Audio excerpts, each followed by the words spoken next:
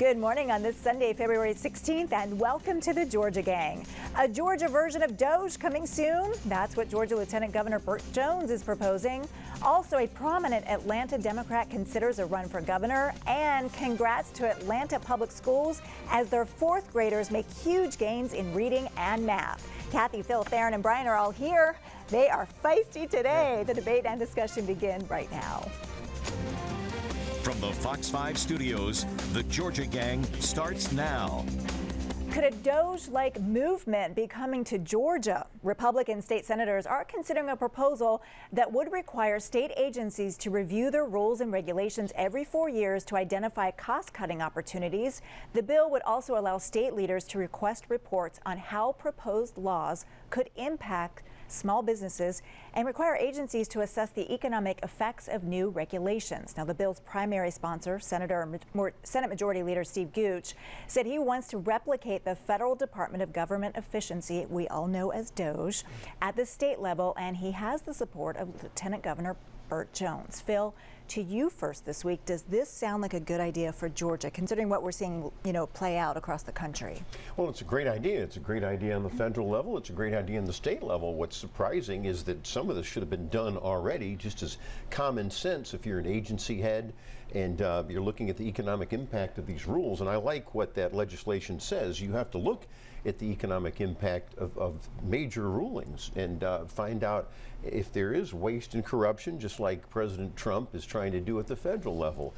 There's always waste in some of these agencies, and it needs to be looked at. Kathy.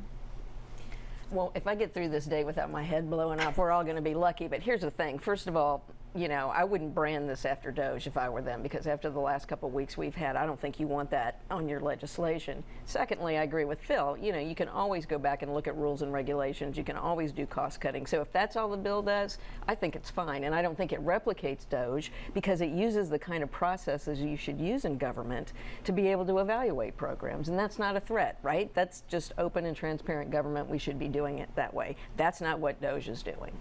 All right, I want to move on to healthcare here, and we're going to get to the CDC potential layoffs. But first, President Trump's proposed cuts to federal research funding may have a huge impact on Georgia's healthcare industry. According to the AJC, Georgia hospitals and businesses rely on more than $780 million in research funds, and that's supporting nearly 12,000 jobs.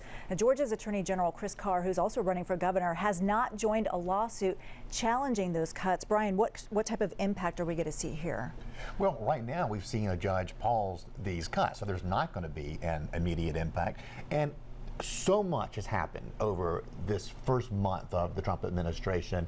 They have dove headfirst into fulfilling all of the campaign promises.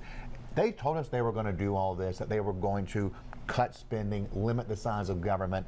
We see that playing out, not just on this issue, but really across the board.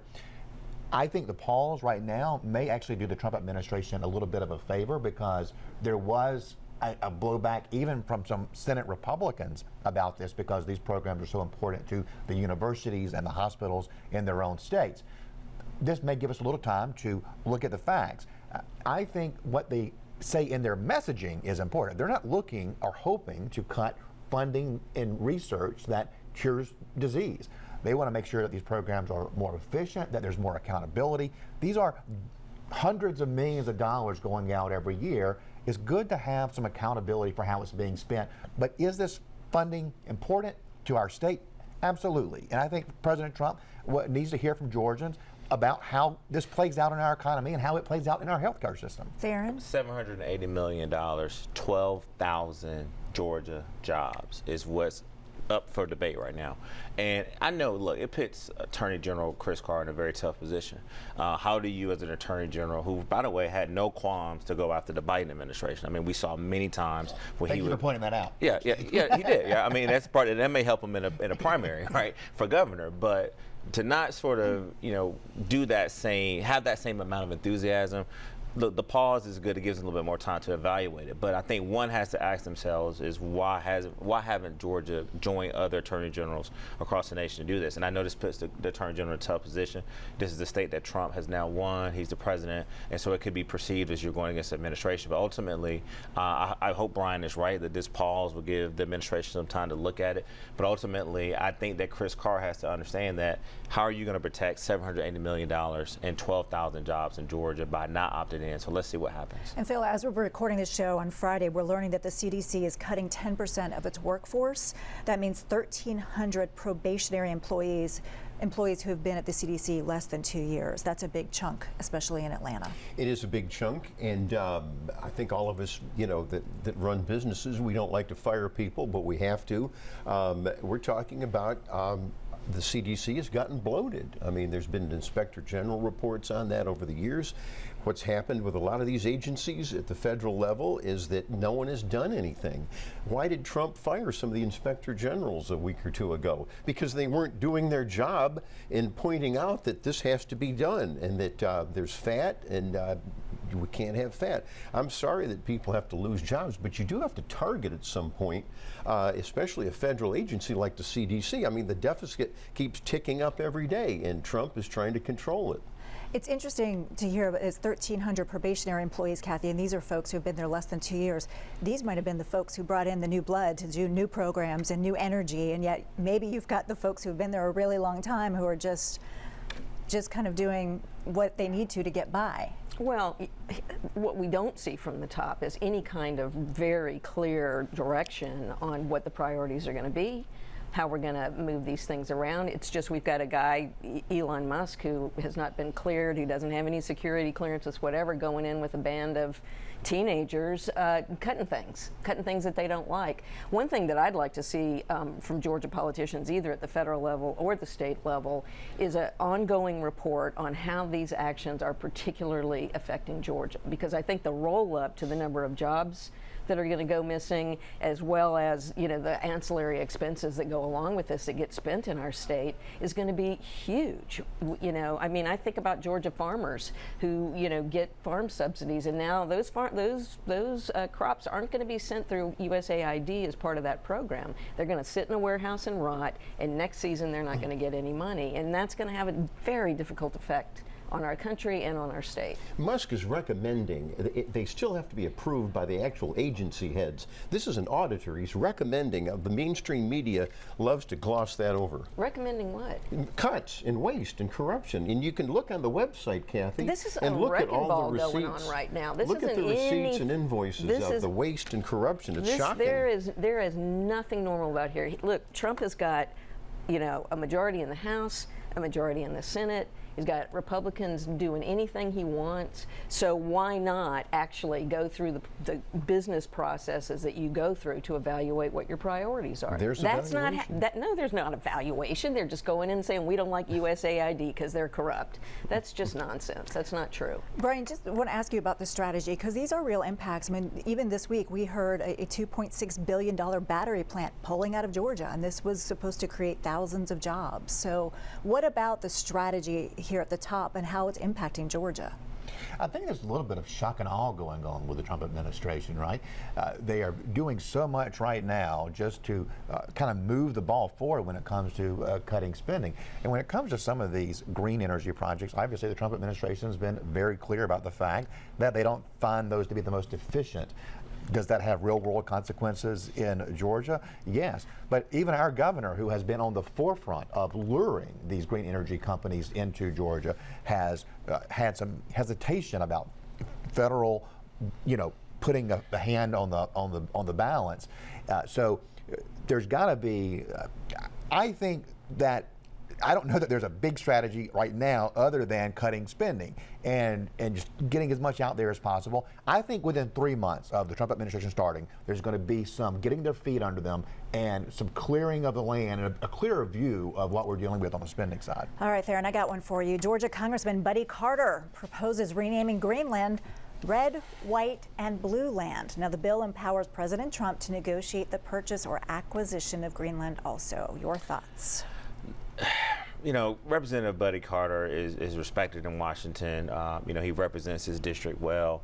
But when I read this, and I read it multiple times, I just got to call balls and strikes here. I think this is a pathetic, shameless move to pander to the President of the United States of America. It just doesn't make any sense to me.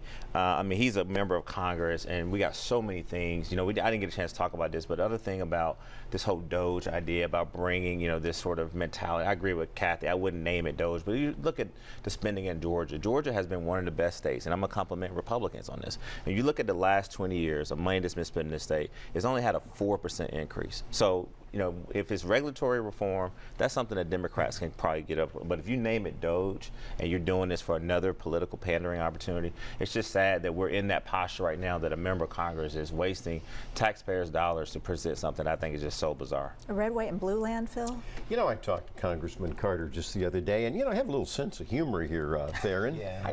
He's focusing on a very serious problem that needs to be taken seriously, and that is the threat from China and Russia and the whole Arctic area. And we need bases there, and we need a presence in Greenland. Denmark is a loser, and they claim to have the land. I'd like to see, and Trump does this all the time. He throws this out. His allies, like the congressman, are throwing this out to focus the American people and the media on this security threat. And we need bases there, and we need protection for the homeland. All right, we'll leave it there, folks. Coming up, State Senator Jason Estevez considers a run for governor. We'll discuss after the break. Have a question or comment for the Georgia Gang? Email them at georgiagang@foxtv.com. State Senator Jason Estevez is laying the groundwork for a 2026 run for governor. Theron, to you on this, how do you think Estevez stacks up in a potential Democratic primary? I think my good friend Kathy may agree with me on this. Anybody who's elected right now, whether it's local, state, even federal government, if you want to make a change in this state and you're on the Democratic side and you're breathing, you are thinking about running for governor. Everyone's thinking about it, right? Kathy may be thinking about it. Hell, Kathy, I'm not thinking about it. Okay, you're not thinking about it. Right, but my point is here, look, the thing that State Senator Jason Estevez has done now is sort of put him in the limelight. We're talking about him now on the show. Number two, this is a young man who ran unsuccessfully for state representative, but his passion for kids and children and serving them, he ran for APS and became a chair.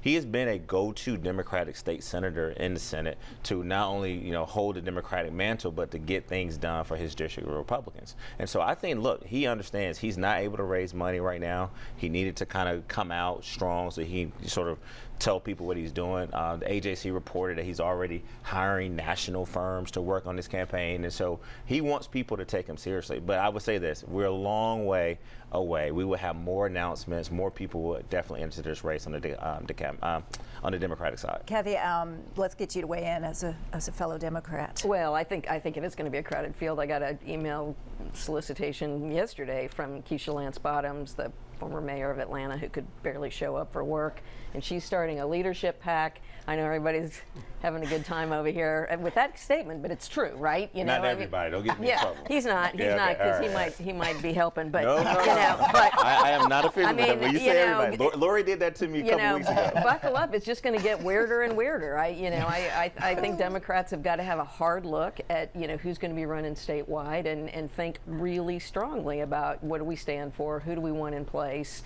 and I think we haven't seen that shake out yet. Well, Phil, this could be fun. This could be fun. And let me just remind viewers and voters of one thing about Jason Estevez. When he was the board chair of the Atlanta public school system, he stabbed Maria Karstafen, who was, I think, in my opinion, the best superintendent we've had in the last 25 years. You remember Maria Karstafen took over as superintendent. She had to pivot from the horrible corruption, the cheating scandal. She did remedial work. She closed some non-performing schools. She made the left-wing education union bosses angry. And Jason Estevez said, I'm going to support you when your contract is up for renewal. And then he walked into the meeting, he broke the tie, and he stabbed her in the back. And I think voters should remember that regardless of your political affiliation. Quickly, Brian. Jason and I were Leadership Georgia classmates. I've known him for a decade, and he's a personal friend. And we actually share a passion for literacy efforts in the state, making sure that we get kids up to reading grade level by 3rd grade. It's something we're both very passionate about. But one thing that I think would be a shortcoming for him, and I told him this to his face, we were at the same event last week.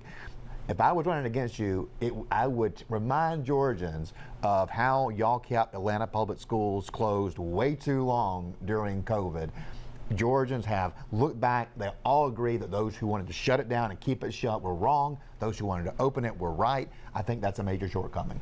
Well, let's just congratulate APS for their great scores. Oh, we're going to get to that. Okay. I promise. Call on me when we get there. I promise I and will, we'll Kathy, finish that. because I want to get to this one. DeKalb County continues to grapple with a sewer crisis. The county is asking for more time to complete its infrastructure upgrades, but a federal judge warned the extension could cost taxpayers, get this, up to $100 million in penalties. With deadlines already pushed back before, federal and state officials are growing impatient. Phil, you almost choked on your water there when I said that $100 million. I did choke on that. You know, why wasn't this addressed years ago? And now we're looking at tax increases. It's a sad commentary. What they're going to have to try to do is try to probably exempt some of the low-income people and disabled and maybe senior citizens. That's a tough one to make those calls. But they're going to have to phase in a tax increase. Theron, what role, I want to put you on the spot a little bit here, but what role does your friend and our friend, former DeKalb CEO Michael Thurman, have in all of this? Because he told the feds that they could get it done by 2027. Well, what he did, Lori, for 8 years, he contributed over $370 million to the infrastructure project.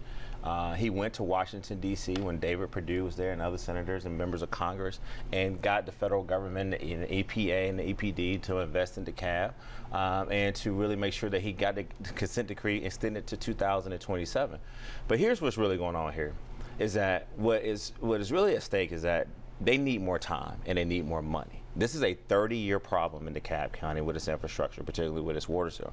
And so you can go down the line after CEO, and commission. Now, what I'm happy about is that Lorraine Cochran Johnson, the new DeKalb County CEO, is tackling this problem. She's going to the public. She's being very transparent about the needs. She's having conversations with the commission. And this is something that I think that they want an additional 10 years because 2 years is just not long enough to have a long-term systemic option and solution to the problems that are there. So I think to say that Michael Thurman didn't do anything, that's just not the case. Could everyone have done more? Absolutely. But now I am very confident that under this new leadership, they're going to do everything they can. Well, they need to start with answering questions from the media because that's not happening.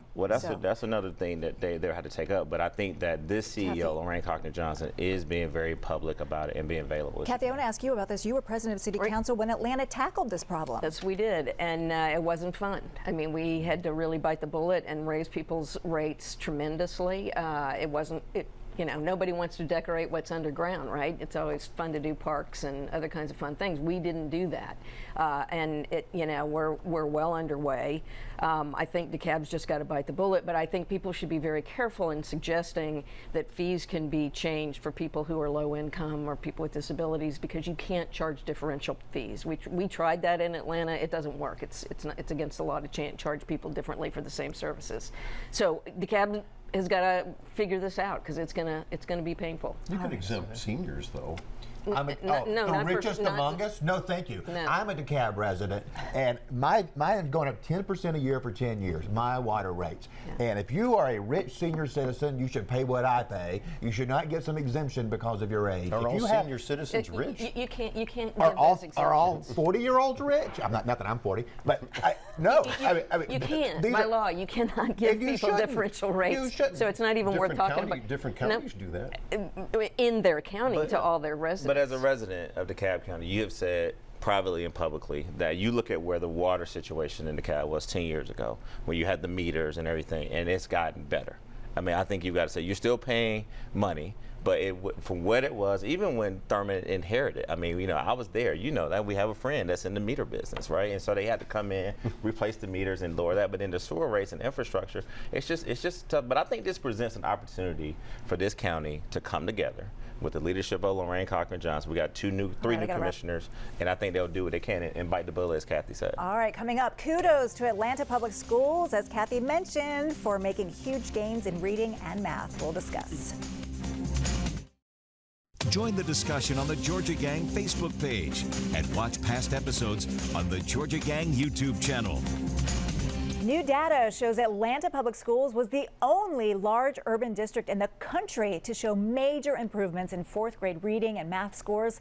The latest national assessments revealed a 7-point jump in reading and an 8-point increase in math compared to 2022. Kathy, I promised I'd go to you on this. What do you think is behind this kind of improvement? And it's improvement that we don't always see at APS. Well, I think it's good leadership. I think that the APS realized that they needed to focus on this, and they did, and they executed the program really, really well, and kids have benefited from it. And I think other school districts ought to pay attention to what they did and, you know, put their money where their mouth is and reward teachers for this extra effort, put money into those programs, and get about helping kids learn how to read. This is pretty amazing news, Brian. It's fantastic. And this is what we were talking about in the last segment. The science of reading is making a huge difference in how we instruct kids how to learn to read. We're seeing a closing of the gap with lower income kids where we've seen such great disparity. We know what works. It does take resources. It's not just APS. The Marietta City Schools has seen tremendous progress as well. A school board member there, Jaylene Hunter, saw one of her kids struggling with reading, and she became passionate about this issue as well and made a real difference. We're seeing those scores go up. When it comes to the economic divide in this country, which is getting ever bigger, this is one of the most crucial foundations for how we fix it. So congrats to APS. And congrats to Governor Kemp for getting rid of Common Core math, because I feel like, my personal opinion, we've lost a whole generation to math, because I'm living it with my 11th grader right now. So. Well, real quick, I think what it also shows is a confluence between leadership, parental involvement, and also survival. We got to remember, APS, I think that was a little unfair shot at Jason saying that he was responsible for the, well, you did that. But I think that the survival for them to have to endure the pandemic, teachers having to do virtual learning, and for these kids to survive, and the faculty and staff to stay, and the board, for them to all commit to this particular sector, I think they all are to be congratulated. All right, moving on. The South Fulton City Council has voted to strip Mayor Khalid Camus of most of his duties and spending privileges. The move comes after the mayor faces scrutiny for tens of thousands of dollars in expenditures, overseas trips, and concerns over the mayor bringing his dog to work at City Hall. Phil? You know, what can you say? This guy is a disgrace to public office. And you talk about waste and corruption. I am glad the city council is finally banning him from his own office. He had a pool table in his office. They had to take the pool table out, too, from his office, too. And he wasted a trip to South Africa. I think he blew $25,000 on that. So this guy needs to be run out of town on a rail. Kathy? Yeah, I mean, look, if we have not learned by now that voters need to take corruption and craziness seriously and replace these people with folks who, take their jobs and their responsibilities secretly, like Doge, right? The craziness of Doge, right? Let's have repercussions in 2 years. Let's flip the Senate and the House. Let's clean this up. Theron, your take on this is quite a mess in South Fulton. Yeah, it is a mess. And look, in South Fulton, which, by the way, the mayor did reference this, Camus, that it is by percentage the most African Americans live in the city than anywhere else in the country. And it's really unfair to the city. This is not what a mayor should be in the media talking about. Yes, he's saying that it's economic development trips, but shout out to City Councilwoman Helen Willis. You all seen the clip. She's the one that sort of pushed back, and now they've temporarily put in these measures. He's got some power stripped away from him. And then to be fair, I mean, look, this was a guy who pulled an upset. He beat an incumbent and ran a campaign that many people in that city did. So I feel bad for the citizens there, because I know a lot of personal friends who live in that city because they wanted to be a part of a new city, and it's just not how the city should be reflected right now. 20 seconds, Brian. Well, when he got elected, he said he wanted to turn South Fulton into Wakanda. That was his quote. So it kind of gives you some idea of sort of the flights of fancy that this guy was prone to. But like with Trump, I'll say this: he told the voters exactly who he was. And they voted for him. And this is what we've gotten in South Fulton. He told them. He was a socialist, he said. But it's okay to go to Africa. Just turn over the receipts. That's the other But thing. but also South America, Yeah, I South believe, America. is Just where. turn over the receipts. Wakanda. I'm with Wakanda. That's fine. But like, turn the receipts in. Be transparent. We'll be back with winners and losers. Stay tuned. Time now for the week's winners and losers. All right, Brian, y'all have me giggling today. We'll start with you. My loser is the misinformation that's gone out to parents with kids with disabilities who think they're going to lose their federal funding because of misinformation coming out of California. Attorneys General, Republicans, AGs have fought a Biden administration rule that would add gender dysphoria to the list of disabilities. At no point in time will the funding for disabilities like dyslexia, Down syndrome be affected at all. But a lot of parents are really scared, and they shouldn't be, and it's ridiculous. My winner is Chris Riley, who's filling in for Terry England as the Chief of Staff for Speaker John Burns. Chris was my boss in the Bill administration. He's back, everybody. He's back. All right, Theron. He is back. Welcome back, Chris. No, good guy. He does a great job at the Capitol. My first winner is going to be all the folks who this week came down to the Capitol to peacefully protest on issues. It was on both sides. You saw Republicans and Democrats. So I just want to thank you all. I ran into many to name, but thank you all for being there. And also, Phil would not want me to go again without reminding him of Black history. So Marriage Francis Early is my winner this week, who was the first Black person to earn a degree from the University of Georgia, your alma mater. And don't you still want to do Clarence Thomas? Nah, I never. Phil, 30. Here we go. Okay, I've got a winner. It's the Marietta City Schools. We're all working on trying to promote more safety in the public schools and private schools. They've got an AI system. They're using their own security cameras to try to check for weapons, and that's good. And again, the AJC, the Atlanta Journal-Constitution, is my loser. You know, they freak out over everything Trump does. There's no All right. objective reporting. Kathy. Well, my loser's Chris Carr. No backbone whatsoever. He's running for governor, and he refuses to get involved in lawsuits that would help Georgia taxpayers. Leave it there. See you next week.